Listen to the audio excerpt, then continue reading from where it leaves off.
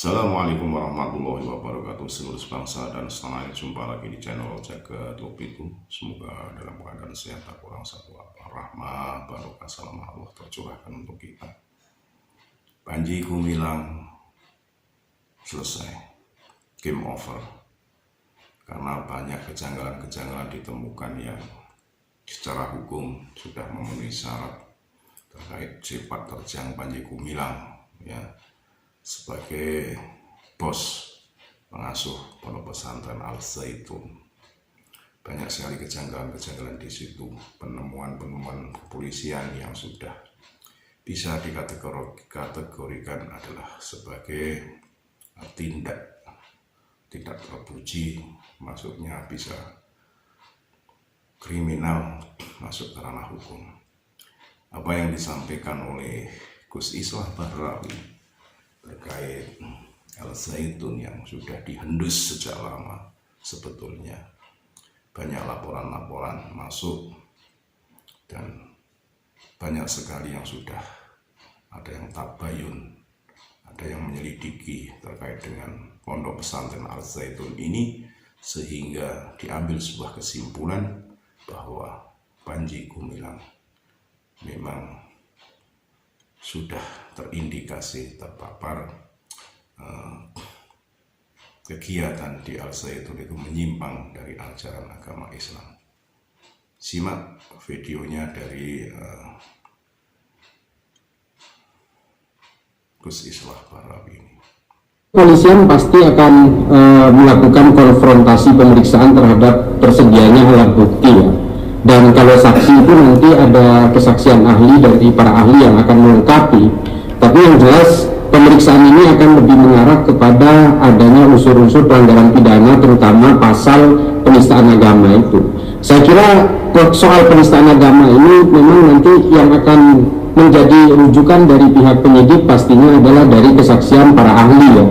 Kalau alat bukti kan sebenarnya sudah banyak ada di berbagai media, dan juga saksi-saksi saya yakin juga sudah bisa mencukupi.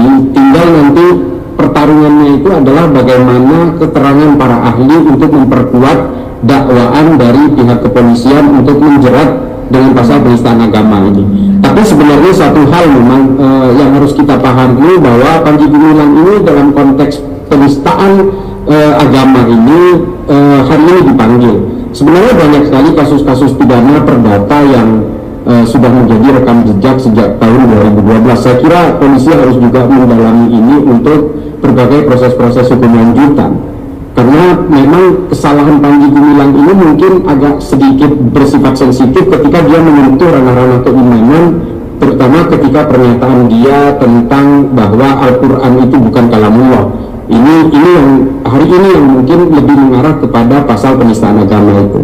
Selama ratusan tahun sudah diyakini bahwa Al-Quran ini betul-betul kalamullah, dan hari ini Panji Gumilang menampik itu. Meskipun pemikiran Panji Gumilang ini bukan yang pertama, banyak sekali pada zaman abad ke-10, abad ke-11 hingga abad pertengahan, banyak sekali para pemikir, terutama kalangan yang skeptis terhadap Islam itu punya pemikiran yang sama, terutama dari kalangan Mu'tazilah, ya, seperti Al-Ruwandi, Ar-Razi, Al-Ma'arri, ini banyak sekali. Tapi selama ratusan tahun setelah itu tidak muncul pemikiran seperti ini, meskipun banyak sekali, tapi tidak bersifat signifikan terhadap keimanan dari umat Islam.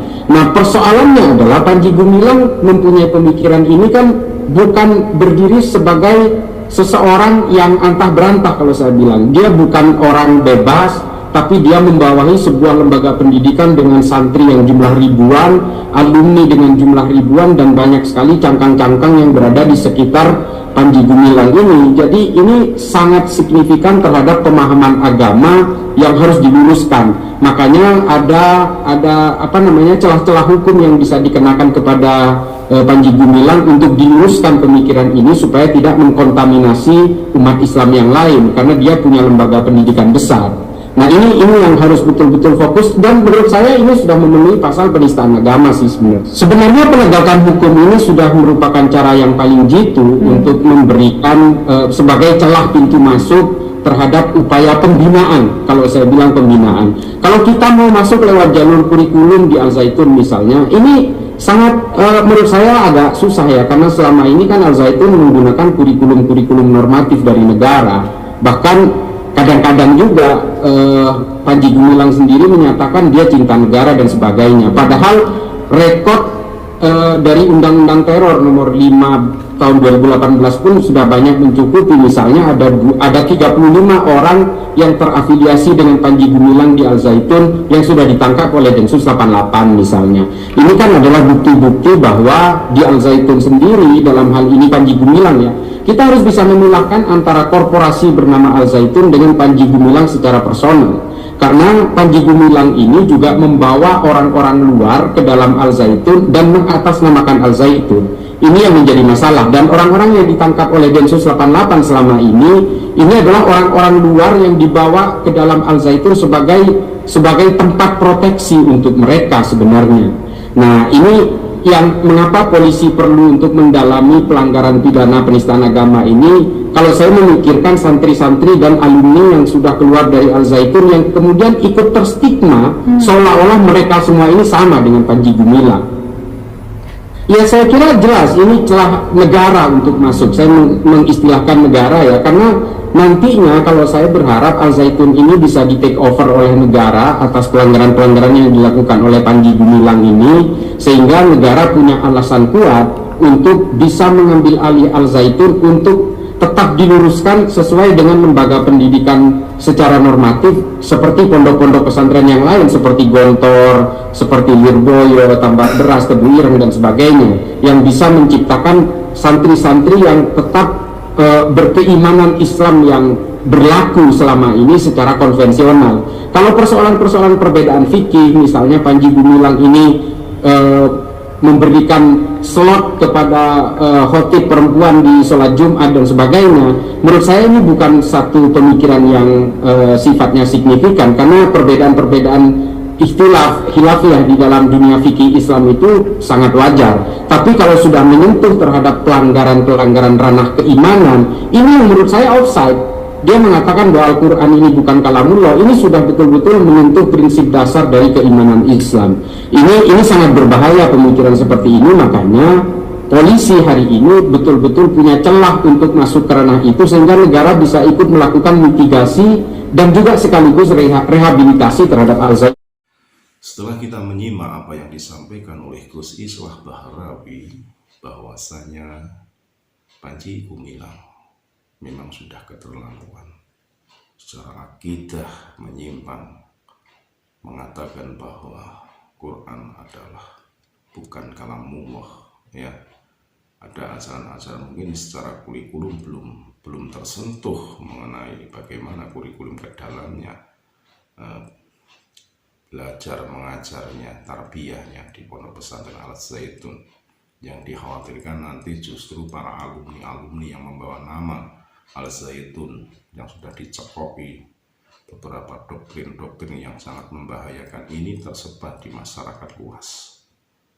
Jadi tindakan preventif dari kepolisian memanggil Panji Gumilang ke Bareskrim Mabes Polri ini justru nanti akan membuka tabir yang selama ini dirahasiakan oleh Al Zaitun. Bagaimana Al Zaitun menerima dana, bagaimana Al Zaitun nanti mendidik santri-santrinya, dan bagaimana cara mengatur rumah tangganya di pondok pesantren Al Zaitun ya.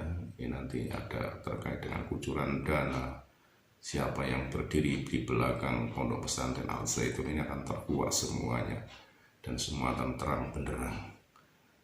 Akhirnya Panji Gumilang game over, selesai.